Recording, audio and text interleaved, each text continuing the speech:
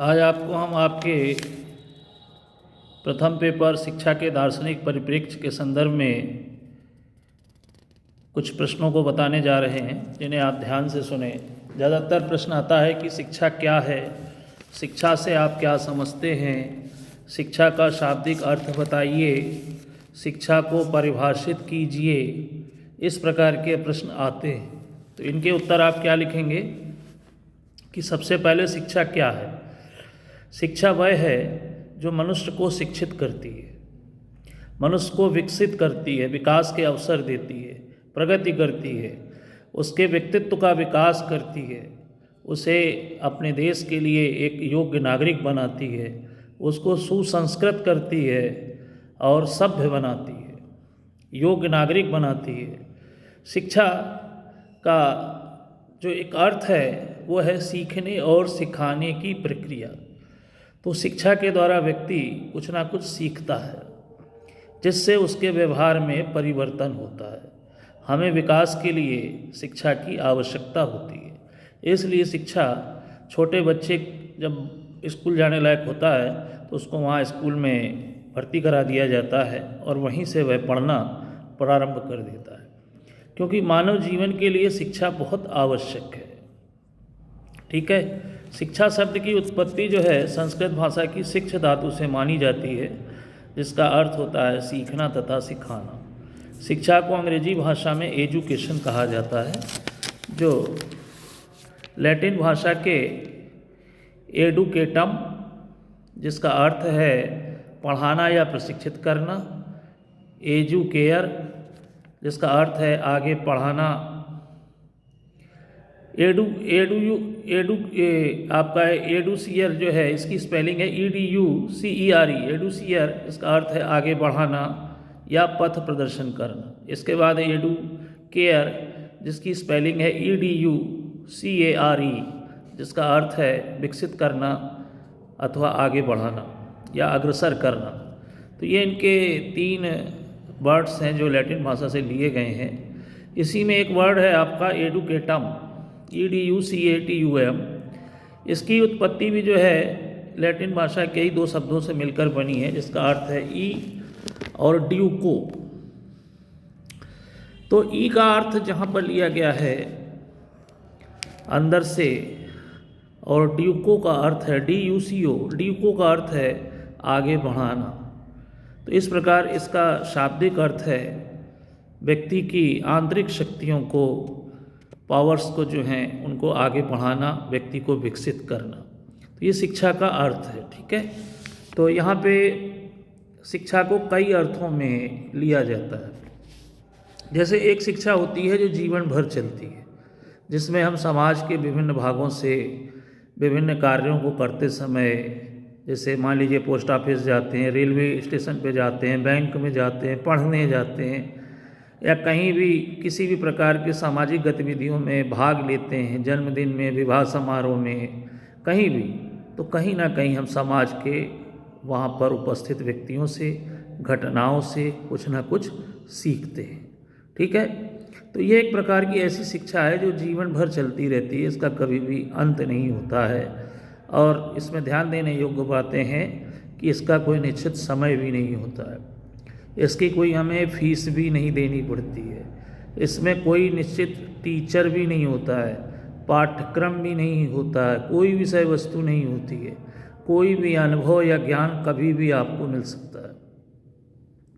तो इसमें कुछ भी अनिवार्यता नहीं होती है, कंपलसरी चीज़ नहीं होती है, और ना ही इसमें कोई डिग्री मिलती है। तो इस प्रकार की शिक्षा व्यवस्था को व्यापक शिक्षा कहा गया है। ठीक है। इसी के जस्ट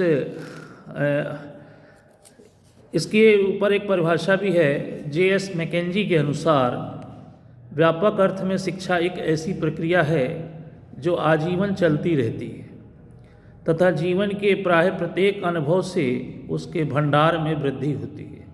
शिक्षा को जीवन का मुख्य साध्य भी कहा जा सकता है। ठीक है। एक परिभाषा और देखिए, हॉपकिंस के अनुसार अपने अति व्यापक अर्थ में शिक्षा में वे सभी बातें आ जाती हैं जो निर्माणकारी प्रभाव डालती हैं। जॉन स्टुअर्ट मिल ने लिखा है जो कोई बात मानव के निर्माण में सहायता देती है अथवा रुकावट डालती है वह उसकी शिक्षा का भाग है। इस तरह देखा जाए तो संसार में समस्त व्यक्ति जो हैं विद्यार्थी भी हैं और समस्त व्यक्ति शिक्षक भी हैं, क्योंकि सभी एक दूसरे को सिखाते हैं, अनुभवों का आदान प्रदान करते रहते हैं। ठीक है। अब एक जो हमारी अनिवार्य शिक्षा है, अब ये तो व्यापक हो गई। अब जो दूसरी शिक्षा है उसको बोलते हैं संकुचित शिक्षा, संकुचित। ठीक है। संकुचित का अर्थ छोटे से है, जहाँ पर आप एक निश्चित समय के लिए निश्चित व्यक्तियों के द्वारा जहाँ पर आप फीस देते हैं, ठीक है, पढ़ने जाते हैं, जहाँ परीक्षा होती है, एक निश्चित समय अंतराल के बाद आपको डिग्री डिप्लोमा मिलता है। ठीक है। और सब कुछ यहाँ पे टाइम टेबल, आपके बैठने उठने का समय, स्थान, सब कुछ निश्चित होता है। ठीक है। और ये थोड़े समय का होता है। जैसे कोई कोर्स 2 साल का हो सकता है, कोई 3 साल का हो सकता है, कोई 4 साल का हो सकता है। ठीक है। तो उतने समय अंतराल के बाद आपको वहाँ से हटना पड़ता है, वह कोर्स पूरा हो जाता है और आपको उसकी डिग्री मिल जाती है। देखिए, इसके संदर्भ में कुछ परिभाषाएं हैं। G.H. थॉमसन के अनुसार शिक्षा एक विशेष प्रकार का वातावरण है जिसका प्रभाव बालक के चिंतन, दृष्टिकोण तथा व्यवहार करने की आदतों का स्थायी रूप से परिवर्तन करने के लिए डाला जाता है। ठीक है। अब ये जो विद्यालय है संकुचित शिक्षा में, ये क्या है? समाज का एक लघु रूप है। यहाँ पर ऐसा वातावरण निश्चित किया जाता है, बनाया जाता है, क्रिएट किया जाता है जो व्यक्ति के अंदर अच्छी आदतों का, अच्छे संस्कारों का निर्माण करता है, और उसका जो माध्यम है वह है शिक्षा। ठीक है।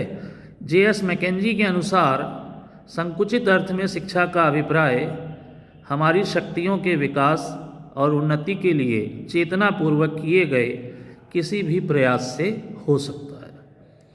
तो संकुचित अर्थ में शिक्षा किसी समाज में एक निश्चित समय तक निश्चित स्थानों में सुनियोजित ढंग से चलने वाली एक सौद्देश्य पूर्ण प्रक्रिया है, सामाजिक प्रक्रिया है, जिसके द्वारा मनुष्य की जन्मजात शक्तियों का विकास, उसके ज्ञान एवं कला कौशल में वृद्धि एवं व्यवहार में परिवर्तन किया जाता है, और इस प्रकार उसे सभ्य, सुसंस्कृत एवं योग्य नागरिक बनाया जाता है। इसके द्वारा व्यक्ति एवं समाज दोनों का विकास होता है। तो अब आप लोग ये समझ गए होंगे कि शिक्षा क्या है। ठीक है। और इसके जो प्रकार हैं वो क्या बोलते हैं, संकुचित अर्थ और व्यापक अर्थ को आप समझ गए होंगे। ठीक है। इसके बाद एक प्रश्न आता है कि शिक्षा द्विमुखी प्रक्रिया है। ठीक है। और एक प्रश्न ये भी काफ़ी पूछा जाता है, शिक्षा एक त्रिमुखी प्रक्रिया है। ठीक है। तो देखिए, शिक्षा एक द्विमुखी प्रक्रिया है। इसमें जो है, दो मुखी का मतलब द्विध्रुवी है, जिसमें एक तरफ अध्यापक है और दूसरी तरफ छात्र है। इसको बताने वाले थे जॉन एडम्स। ठीक है। इन्होंने बताया था कि शिक्षा द्विमुखी प्रक्रिया है। इसके बाद इसकी त्रिमुखी प्रक्रिया की बात की जाए तो ज़्यादा इम्पॉर्टेंट प्रश्न है, जॉन डीवी ने बताया था। तो उन्होंने क्या किया था कि इसमें शिक्षक, छात्र और एक चीज़ और जोड़ दी, उसका नाम रखा पाठ्यक्रम। तो ये इन्होंने ये बताया, रायबर्न की एक परिभाषा देखिए कि शिक्षा के 3 ध्रुव शिक्षार्थी, शिक्षक और पाठ्यचर्या बताए हैं। जहाँ शिक्षा है वहाँ सीखने वाला और सिखाने वाले के साथ साथ शिक्षण सामग्री भी होना अनिवार्य है। ठीक है। तो शिक्षा एक प्रक्रिया है और एक सामाजिक कार्य है जो कोई समाज में अपने हित के लिए करता रहता है।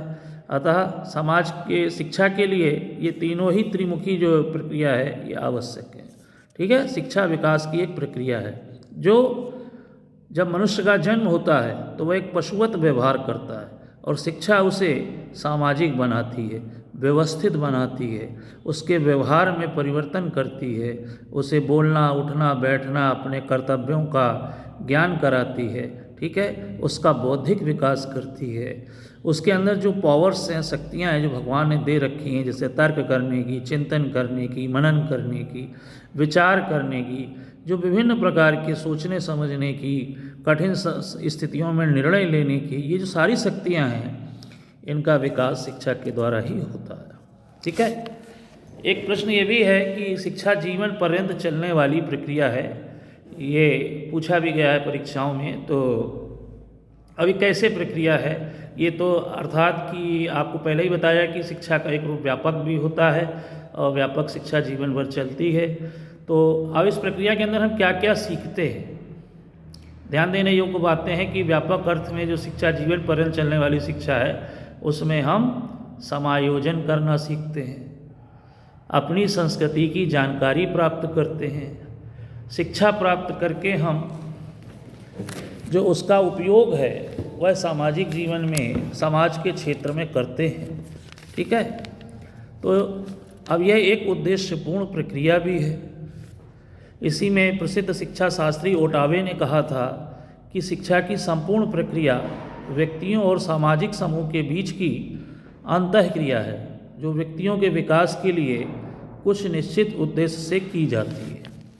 तो आप ये समझ गए होंगे कि शिक्षा जो है, जीवन पर्यंत जो शिक्षा चल रही है वो क्या है। जीवन पर्यंत चलने वाली शिक्षा हमारे अनुभवों में वृद्धि करती है। इस दुनिया में बहुत कुछ सीखने के लिए है, जिसे आप अंतिम समय में भी, समय तक कई बार जन्म ले लें फिर भी नहीं सीख सकते। इतना अथाह ज्ञान इस पूरी दुनिया के अंदर भरा पड़ा। ठीक है। तो हम प्रतिक्षण कुछ ना कुछ सीखते हैं। उम्र के हर पड़ाव में आपको ऐसा लगेगा कि अब हमने कुछ नया सीखा। तो आजीवन चलने वाली एक प्रक्रिया है जिसमें हम समायोजन करना है, संस्कृति का ज्ञान प्राप्त करते हैं। ठीक है। अपने ज्ञान का व्यवहारिक उपयोग करते हैं। और ये जो प्रक्रिया है, ये एक पीढ़ी से दूसरी पीढ़ी में हस्तांतरित भी कर दी जाती है। ठीक है। जो शिक्षा का माध्यम से हस्तांतरित होती है। हम अपने, जैसे बहुत सारी सामाजिक आदतें होती हैं, व्यक्ति की रहन सहन है, खान पान है, अपने परंपराएं हैं, ये सारी बातें बच्चों को कैसे पता चलती हैं? क्योंकि हम उन्हें सिखाते हैं, परंपरागत तरीके से उन्हें बताते हैं। तो इतनी बातें आपको समझ में आ गई होंगी कि शिक्षा क्या है, इसको क्या क्या इसके प्रकार हैं, जैसे इसका संकुचित अर्थ और व्यापक अर्थ में शिक्षा क्या है। ठीक है। शिक्षा आजीवन चलने वाली प्रक्रिया के रूप में क्या है, शिक्षा दुमुखी प्रक्रिया है या त्रिमुखी प्रक्रिया है। ठीक है। ये सारे प्रश्नों के उत्तर हमने यहाँ पर आपको दिए हैं, इनको पढ़िए आप। आज के लिए इतना ही है। ओके।